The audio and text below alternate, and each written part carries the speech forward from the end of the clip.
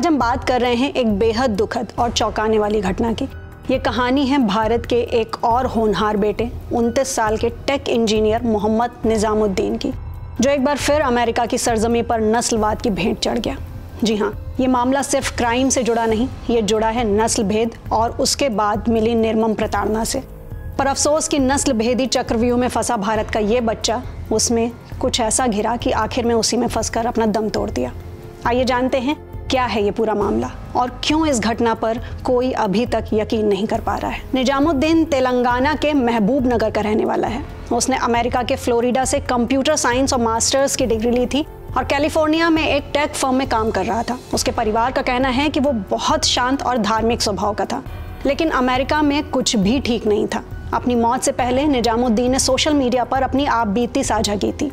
उसने लिखा था कि वो नस्ल भेद, भेदभाव, शोषण और गलत तरीके से नौकरी से निकाले जाने का शिकार हुआ है। वहीं सांता क्लारा पुलिस की माने तो 3 सितंबर को उन्हें एक कॉल मिली जिसमें बताया गया कि निजामुद्दीन अपने रूममेट पर चाकू से हमला कर रहा था। पुलिस मौके पर पहुंची तो स्थितियां काफी हिंसक हो चुकी थी, इसलिए पुलिस को तुरंत निजामुद्दीन पर गोली चलानी पड़ी, जिससे उसकी मौके पर ही मौत हो गई।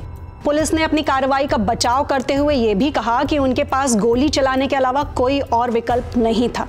पर यहीं पर आपको ले चलना चाहेंगे निजामुद्दीन की उस पोस्ट पर जिसने पुलिस की इन बातों को थोड़ा सा भटकाने वाला समझने पर मजबूर कर दिया है। उसका लिंक्डइन पोस्ट और परिवार के बयान इस कहानी को एक नया मोड़ देते हैं। उसने अपनी पोस्ट में लिखा कि मैंने अपनी सभी मुश्किलों के खिलाफ आवाज उठाने का फैसला किया है। विदेश का श्वेत वर्चस्व और नस्लवादी अमेरिकी सोच को खत्म होना चाहिए। कॉर्पोरेट तानाशाही का अंत होना चाहिए और इसमें शामिल सभी लोगों को कड़ी सजा मिलनी चाहिए।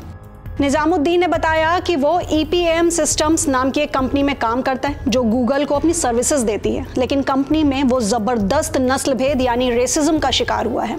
उसने आरोप लगाया कि कंपनी ने उसे लेबर डिपार्टमेंट के नियमों के तहत सैलरी भी नहीं दी और उससे गलत तरीके से नौकरी से निकाल दिया गया। नौकरी से निकाले जाने के बाद भी डिटेक्टिव और उसकी टीम की ओर से नस्ल भेदी प्रताड़ना जारी रही।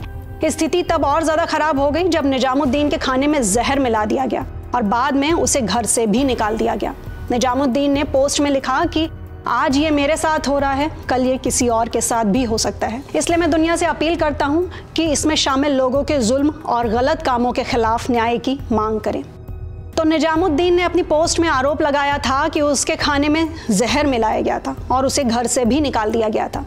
क्या इन परिस्थितियों ने उसे इतना ज्यादा मजबूर कर दिया इस तरह के कदम उठाने पर, या फिर उसे किसी जाल में फंसाया जा रहा था? अब फिलहाल निजामुद्दीन की मौत की खबर 2 हफ्ते बाद उनके परिवार को मिली है, जिससे वो गहरे सदमे में हैं।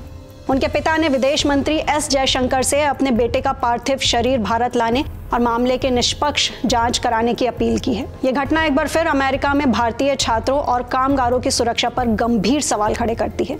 क्या उन्हें नस्ल भेद और प्रताड़ना का शिकार होने से बचाने के लिए और कदम उठाए जाने चाहिए? मोहम्मद निजामुद्दीन की कहानी एक चेतावनी है कि विदेशों में हमारे होनहार बच्चों के सामने क्या क्या चुनौतियां आ सकती हैं।